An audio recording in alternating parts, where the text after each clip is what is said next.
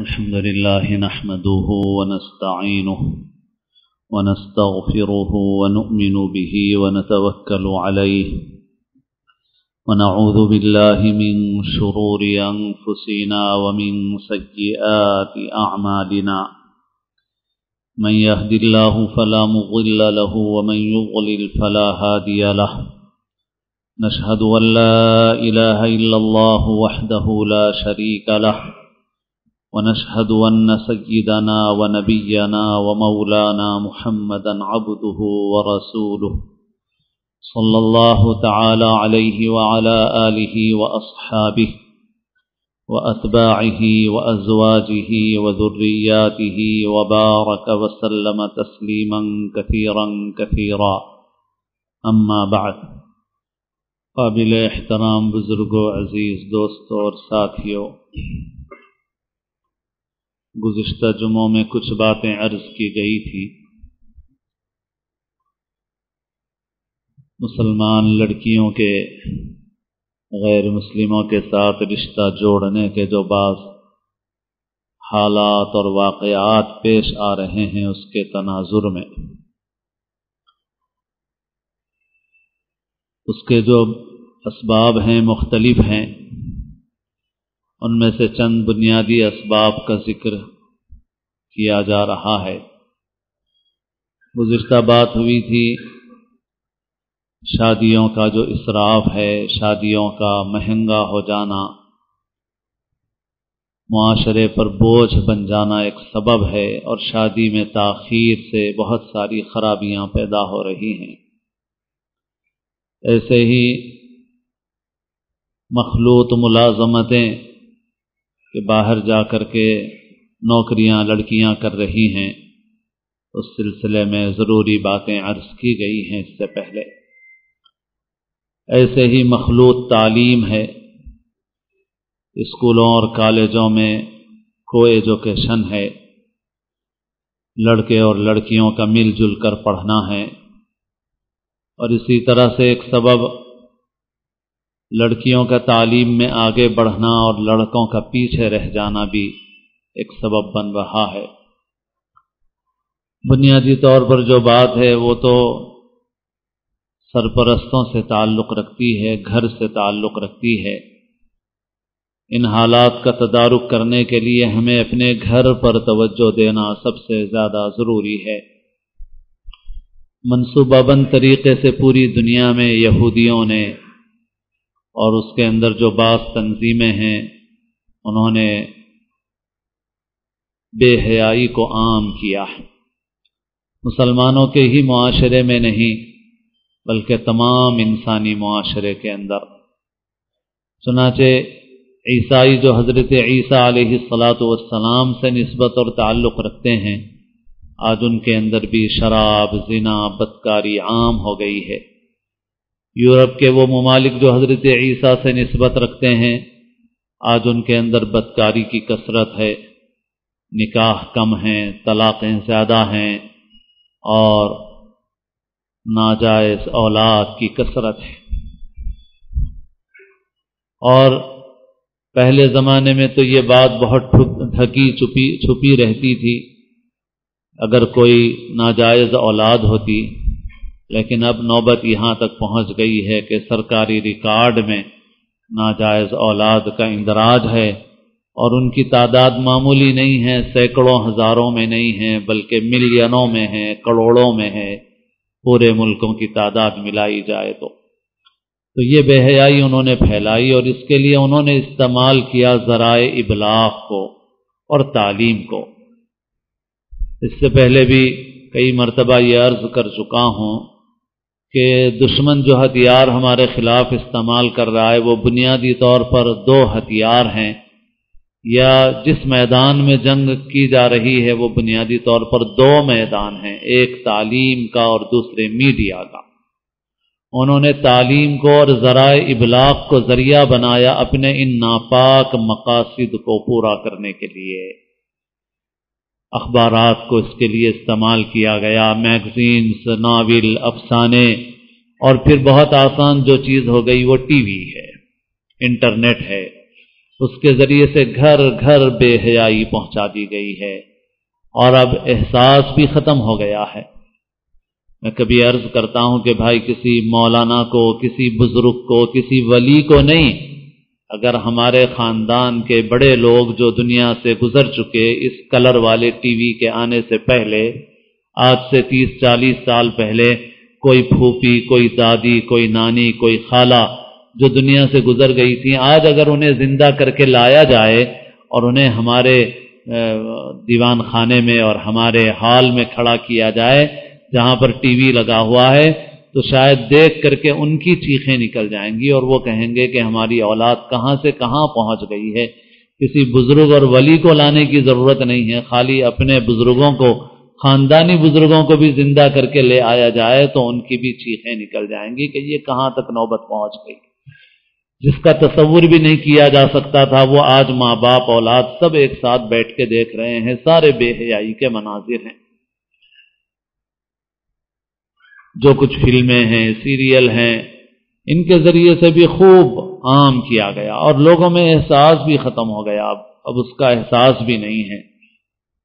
جب کوئی لڑکی ایسی حرکت کرتی ہے تو ماں باپ کو، خاندان والوں کو غصہ آتا ہے اور غصہ بجا ہے، لیکن میں عرض کرتا ہوں کہ بھئی اس کو لوگ کہتے ہیں کہ بھئی اگر مل جائے تو مار دیں گے، ختم کر دیں گے۔ میں کہتا ہوں بھئی اس سے پہلے کمرہ بند کر کے اپنے آپ کو جوتا چپل لے کے مارو کہ 6 سال کی عمر سے 16 سال کی عمر تک تم نے یہ دکھایا کہ بھاگ کر جانے والی ہیروئن ہے اور بھگا کر لے جانے والا ہیرو ہے، اور اگر وہ لڑکی غلطی کرتی ہے تو تم اسے کہتے ہو قصوروار تو تم ہو، جو بیج تم نے ڈالا اس کا درخت لگا۔ کیکر اور ببول کا بیج ڈالو گے تو آم کا درخت تو نہیں لگے گا۔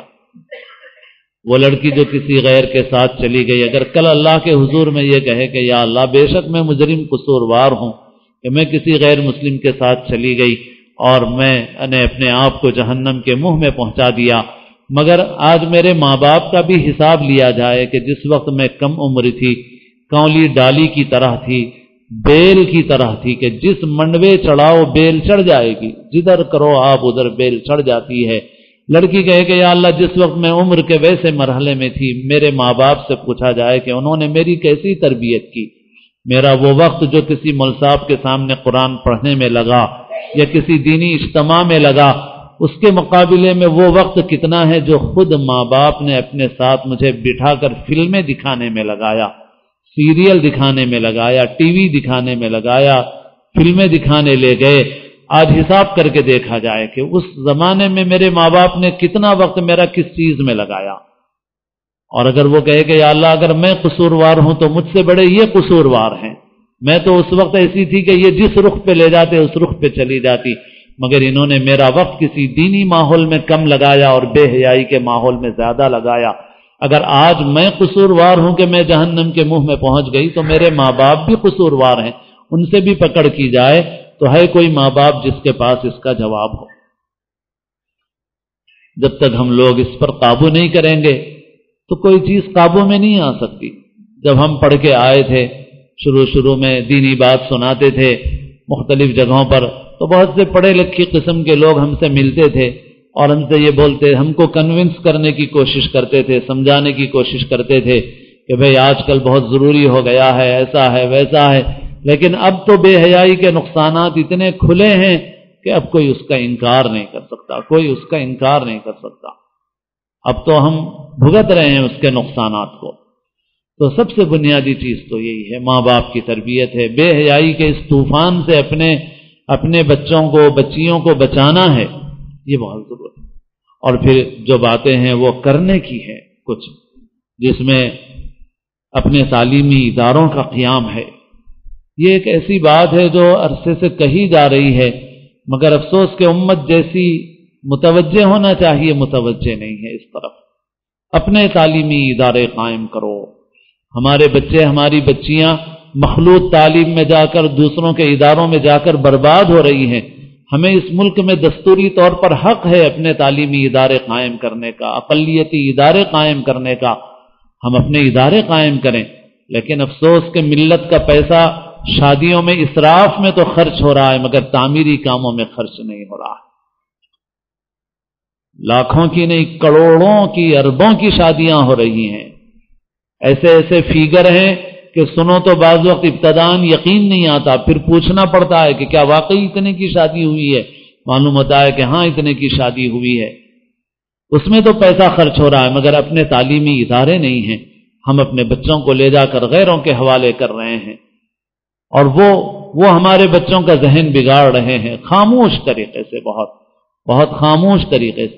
لیکن ایک عرصے تک خاموش تھا، اب تو کچھ عرصے سے گزشتہ چند سالوں سے بہت سی چیزیں بہت دھڑلے کے ساتھ ہو رہی ہیں. ہمارے بچوں سے کھلے طور پر کفر و شرک کا ارتکاب کرایا جا رہا ہے. مسلمان ہی نہیں بلکہ ایک حافظ قرآن کی بچی، ان کو اسکول والوں نے ایک ہمارے غیر مسلموں کے ایک دیوی کے روپ میں کردار ادا کرنے کے لیے تیار کر لیا. اس کو جب یہ باپ پہنچا اور اس نے اسکول والوں سے بات کی اور منع کیا کہ بھئی میری بچی کو آپ یہ کردار مت دیجیے اور یہ کام کرانے کے لیے نہیں بھیجا، تو خیر سرپرست کے کہنے پر اس نے اس کو مان تو لیا، مگر اس کے بعد کہنے لگی وہ خاتون کہ آپ ایک کرنے سے کیا ہوتا ہے، ویسے تو ہمارے پاس ہزاروں بچے ہیں اور وہ تو ہم جو کام کرانا چاہتے ہیں ان سے ہم وہ کام کراتے ہیں. ایک غیر مسلموں کے تہوار کے موقع پر مجھ سے ایک دیندار شخص نے بتایا کہ میں گیا تو وہ مورتی رکھی ہوئی ہے اور سب بچوں کو بٹھا دیا گیا ہے، مسلمان بچے بھی ہیں غیر مسلم بچے بھی ہیں، اور مسلمان بچوں کو بھی لے جا کے اس کے ساتھ بٹھا دیا گیا ہے. عیسائی اسکولوں میں ہماری بچیاں جاتی ہیں، بچے جاتے ہیں ہمارے، اور روزانہ کفر بکا جاتا ہے. اس کے اندر اتنا سخت کفر، قرآن مجید کا انداز بیان آپ دیکھیے. اللہ تعالیٰ قرآن مجید میں ارشاد فرماتے ہیں اعوذ باللہ من الشیطان الرجیم وقالوا اتخذ الرحمن ولدا لقد جئتم شيئا إدا تكاد السماوات يتفطرن منه وتنشق الأرض وتخر الجبال هدا أن دعوا للرحمن ولدا وما ينبغي للرحمن أن يتخذ ولدا إن كل من في السماوات والأرض إلا آتي الرحمن عبدا. لوگ کہتے ہیں خدا رحمان کا بیٹا ہے، اولاد ہے. تم نے بہت بھاری بات کہی ہے، بہت سنگین بات کہی ہے. قریب ہے کہ آسمان پھٹ جائے، زمین پھٹ پڑے. تکاد السماوات يتفطرن منه وتنشق الارض وتخر الجبال هدا، اور پہاڑ ریزہ ریزہ ہو جائیں. ان دعوا للرحمن ولدا، کہ خدا رحمان کی اولاد قرار دے رہے ہیں. یہ کسی مقرر کی شعلہ بیانی نہیں ہے، یہ اللہ کا کلام ہے، اللہ رب العالمین کا کلام ہے. تکاد السماوات يتفطرن منه وتنشق الارض وتخر الجبال هدا، قریب ہے کہ آسمان پھٹ جائے، زمین پھٹ پڑے، پہاڑ ریزہ ریزہ ہو جائیں.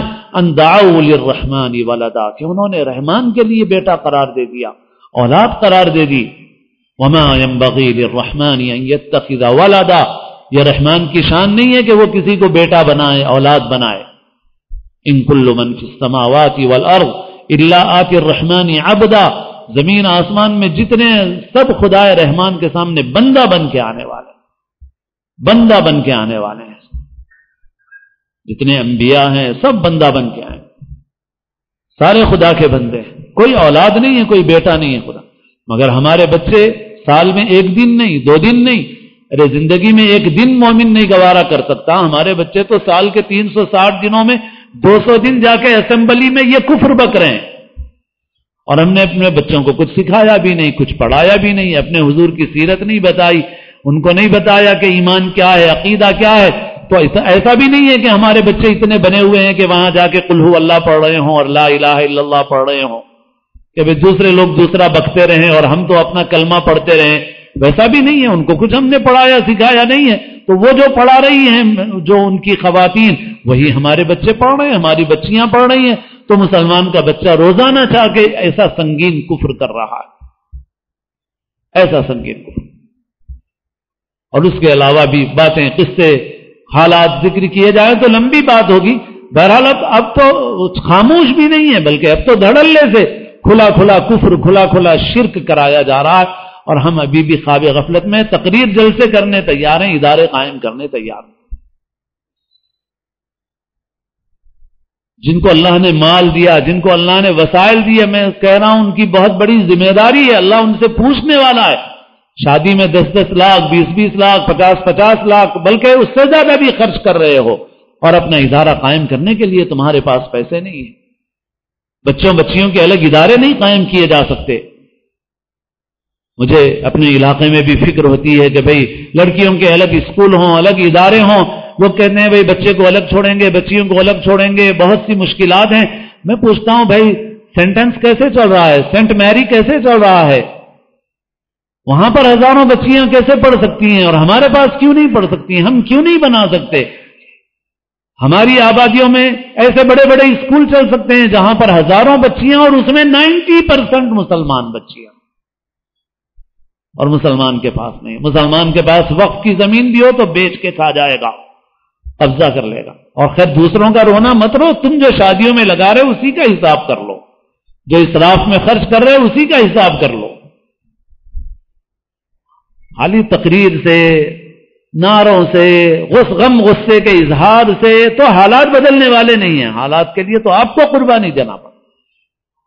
اور جو کچھ تھوڑے بہت کام کرنے والے ہیں، اور ہم مولوی لوگ، میں آپ سے کہوں کہ کچھ عرصے میں ہماری ریاست میں سب سے پہلے آئیڈیل اسکول کے نام سے حضرت مولانا عبد القوی صاحب مدثر اللہ اور ان کے ساتھ کچھ اور رفقا نے کام شروع کیا تھا. مولانا نے جب شروع کیا تو اس وقت بھی لوگوں نے بہت کچھ کہا اور کہتے ہی ہیں لوگ. اب ہم مولوی لوگ مجبور ہو کے بہت سے کاموں میں حصہ لے رہے ہیں اور بہت سے کاموں میں شریک ہو رہے ہیں، حالانکہ ہماری لائن تو خالص مدرسوں کی لائن. حضرت مولانا علی میاں رحمۃ اللہ علیہ 70 کے عرصے میں سن 70-73 میں حضرت مولانا نے فرمایا تھا، اور میں وہ لوگوں سے شیئر بھی کرتا ہوں، میرے پاس وہ ہے. حضرت مولانا سے پوچھا گیا تھا اس وقت، حضرت مولانا کوئی آدمی کوئی نیکی، حضرت مولانا فرمایا کہ اگر کوئی مجھ سے پوچھے کہ میں کوئی نیکی کا کام کرنا چاہتا ہوں، ثواب جاریہ کا کوئی کام کرنا چاہتا ہوں، تو حضرت مولانا نے فرمایا کہ میں کہوں گا اس سے کہ اسکول قائم کرو، اسکول قائم کرو. اور اگر کوئی یہ کہے کہ صاحب کس جھنجٹ میں پڑے ہوئے ہو، مسجد میں ایک مینار بنا دو، ایک حوض بنا دو، اور ایک سرائے بنا دو، ایک مسافر خانہ بنا دو، تب بھی میں کہوں گا. اور مولانا نے فرمایا کہ میں مدرسے کا آدمی ہوں، میں مدرسے کی اہمیت کو جانتا ہوں، مدرسوں کی اپنی جگہ اہمیت ہے، مگر اس کے باوجود میں کہوں گا آپ سے کہ اسکول قائم کی، اسکول قائم کی. اور بہت دیر ہوئی ہم سے، اور ابھی بھی کچھ لوگ لگے ہوئے ہیں، باقی امت کا بیشتر حصہ غافل ہے اس سے. کچھ لوگ لگے ہوئے ہیں قربانی دے رہے ہیں، باقی امت کا طبقہ غافل ہے اس سے. اور پھر اگر کہیں کوئی کام بھی کرے تو اس امت میں بدگمانی کا ایسا مزاج بن گیا ہے، بے اعتمادی کا، بدگمانی کا، کہ کچھ پوچھیے مت. یہ دوست دشمن کو پہچانتی بھی نہیں، یہ عقل و سمجھ سے بھی کام لینا نہیں چاہتی. میں نے کہیں سنا تھا کہ ایک مرتبہ ہمارے غیر مسلم بھائیوں کے کسی اجلاس میں بنارس ہندو یونیورسٹی کا تذکرہ ہو رہا تھا، یا کسی اور ایسی یونیورسٹی کا ہوگا، اور تذکرہ چلا تو یہ چلا کہ بھئی جس نے اس کو قائم کیا تھا تو اس نے ایسا کیا تھا کہ وہ 50% کھا گیا تھا وہ، اور 50% سے اس نے 50% اس نے یونیورسٹی پہ خرچ کیا اور 50% کھا گیا. تو اس اجلاس میں سے ایک شخص اٹھا اور اس نے ڈائس پر آ کر اس نے یہ کہا کہ آپ لوگ اس کا تذکرہ اور چرچا کر رہے ہیں کہ اس یونیورسٹی کے قائم کرنے والے نے 50% کھا لیا اور 50% لگا کے یہ یونیورسٹی دی ہے. مگر میں کہتا ہوں کہ اگر آج کوئی 100% کھا کے بھی 100% کھا کے یہ ایسی یونیورسٹی دے ہماری قوم کو، تو میں اس کا ساتھ دینے کے لیے تیار ہوں. اس نے ہماری قوم کو ایک یونیورسٹی تو دی، لہذا اس نے وہ 50% کھا کے کیا ہے، اگر کوئی 100% کھا کے بھی ایسی یونیورسٹی دے دے تو میں ساتھ دینے کے لیے تیار ہوں. لوگوں کے اندر ایسا مزاج ہے، اور ہمارا مزاج ایسا. بعض علاقوں میں تو جانا ہوتا ہے اور میں عرض کرتا رہتا ہوں، وہاں اتنا مال اللہ نے ان کو دیا ہے کہ وہ 1 لاکھ 2 لاکھ 5 لاکھ پھینک دیں تو ان کو پلٹ کے پوچھنے کی ضرورت نہیں ہے. ہم کو ہوں گے 5,000 50,000 کی اہمیت، اگر وہ 5-5 لاکھ بھی ڈال دیں پھینک سکتے ہیں. وہ اللہ نے اتنا دیا ہے ان کو کہ وہ کچرے کی کنڈی میں پھینک رہے ہیں، یہ سمجھ کے بھی پھینک دیں تو کچھ فکر نہیں ہے ان کو. اتنا اللہ نے مال دیا. مگر وہی ان کی بچیاں جا رہی ہیں غیروں کے اسکول میں، ان کے بچے جا رہے ہیں غیروں کے اسکول میں. وہ سارے کام کر سکتے ہیں لیکن اپنے ادارے نہیں قائم کر سکتے. گجرات والے قابل تعریف ہیں. گجرات کے مسلمان افریقہ میں گئے، لندن میں گئے، جہاں گئے انہوں نے اپنے اسکول قائم کیے، اپنے مکاتب قائم کیے، اپنے ادارے قائم کیے.